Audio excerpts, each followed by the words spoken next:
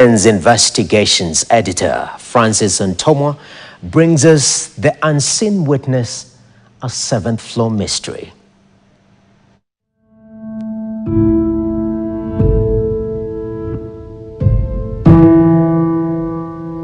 His dream was to be a pilot. He used to tell me, "Mom, one day nikikuwa pilot, I'll build you a very big house." From the height they say he fell from, and no injuries, no blood.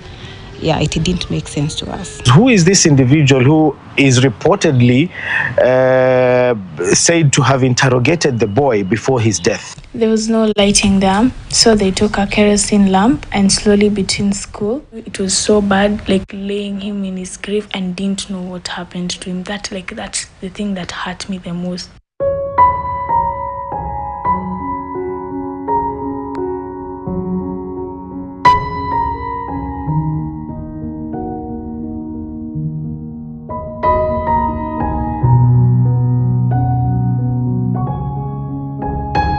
On a regular Friday, March 8, 2024, 13-year-old Wesley Njiru was at school studying in the final stretch toward his grade 8 exams, chasing his dream to become a pilot.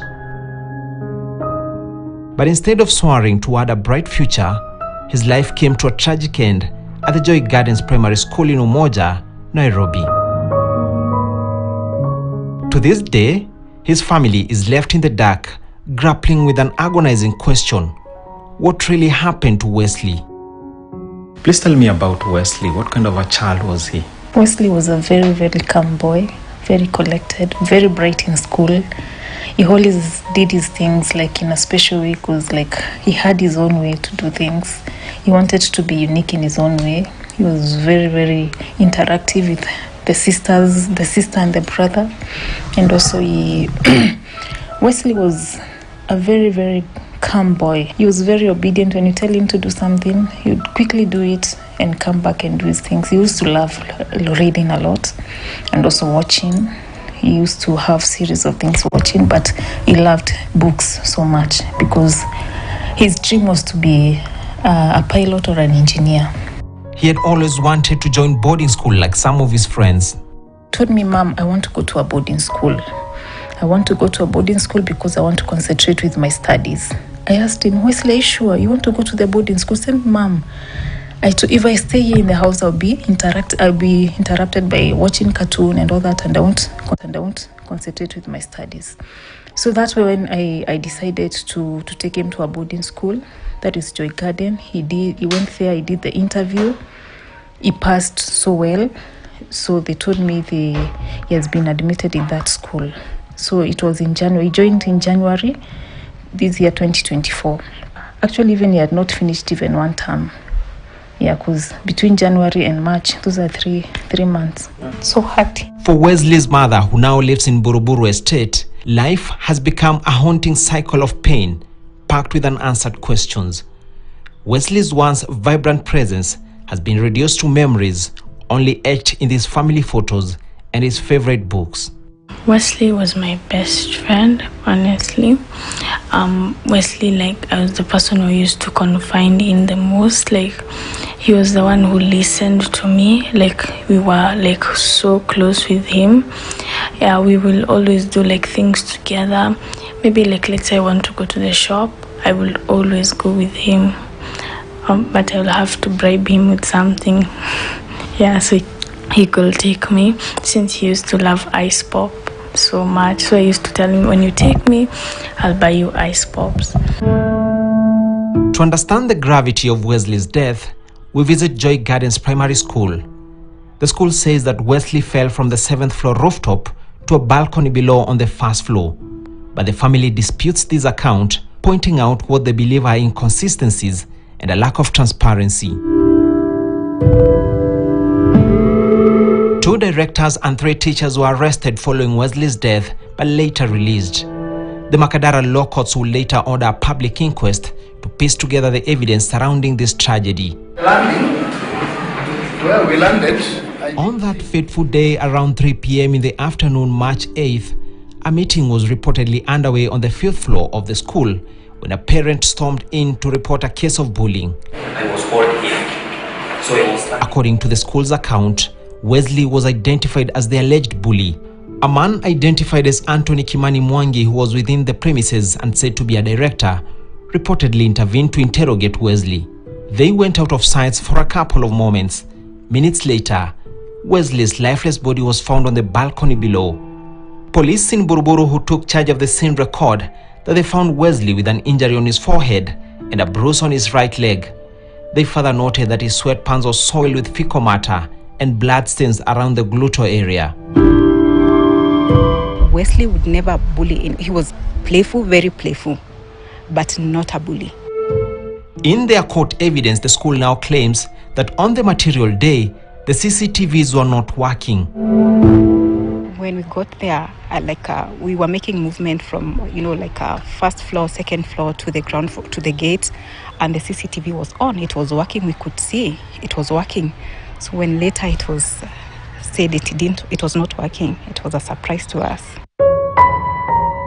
The family is adamant the trajectory and claims simply don't add up.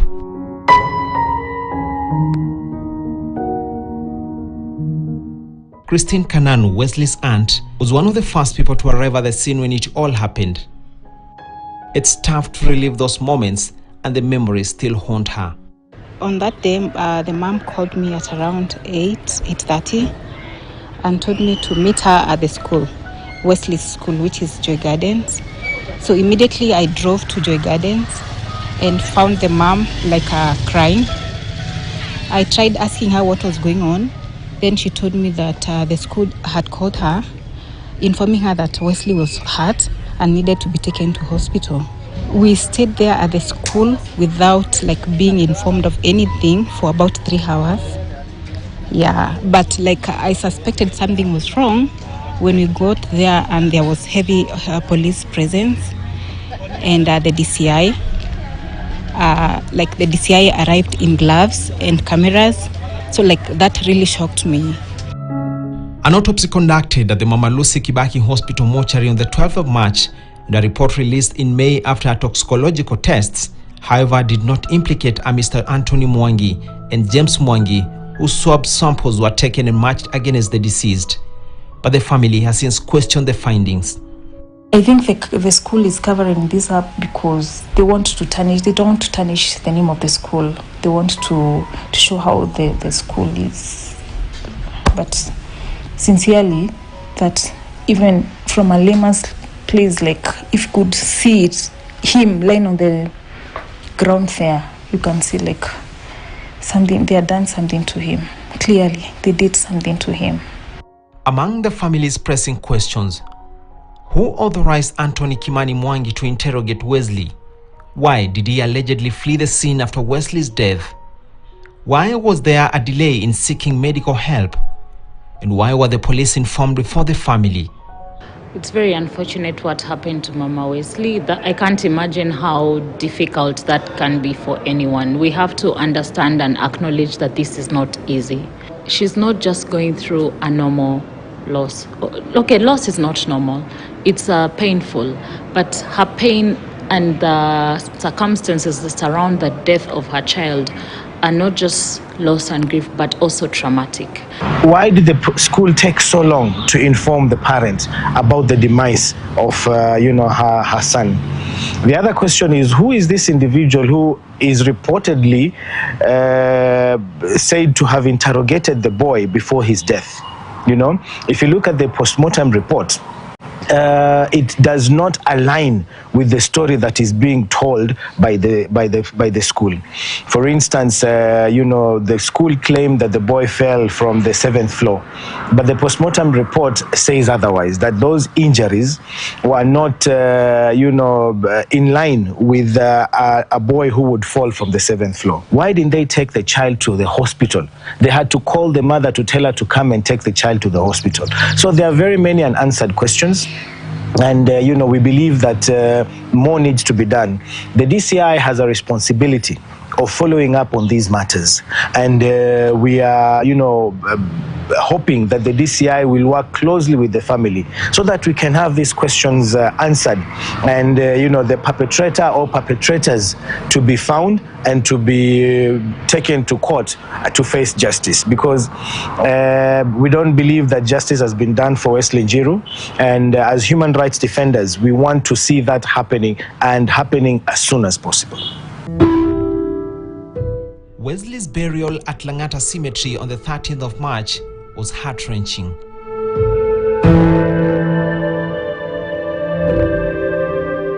Wesley's family is keen to keep his memories alive, and on November 7th, what would have been his 14th birthday, the family gathered at his grave in Langata to honor his memory, a life of promise stolen too soon. The death of Wesley today shines a spotlight on the safety of Kenya's boarding schools and why authorities need to tighten the rules and protect young children. Recently, 21 children died in a fire incident at Hillside and Russia Academy in Njiru on the 6th of September 2024, sending the country into 3 days of national mourning. I have 2 sons in boarding school, and sometimes it gives me,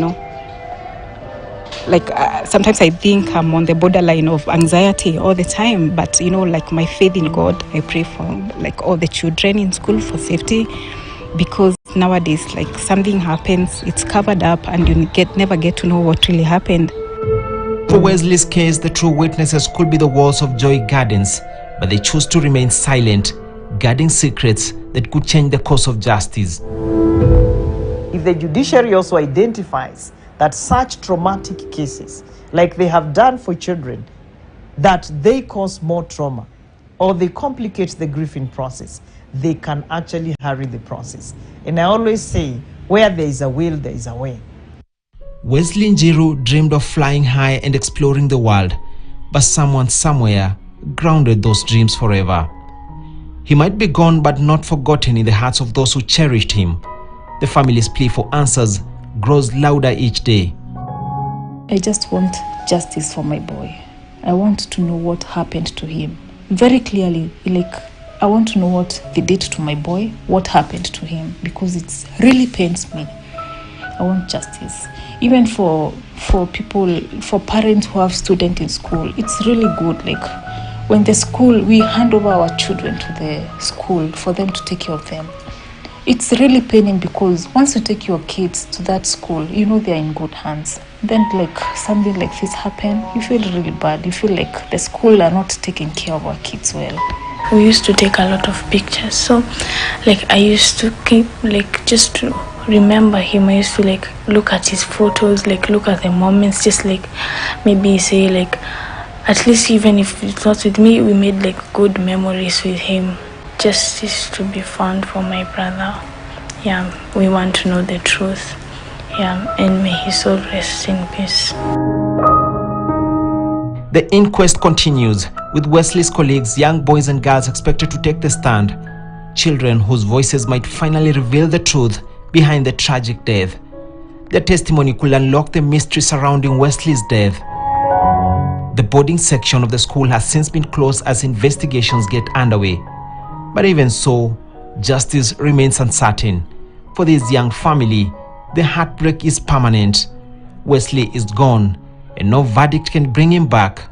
A family's anguish, a son lost forever. We still love him, we love him forever, and we will fight for his justice until we get it. You'll be able to read that awful Graves book with your eyes closed.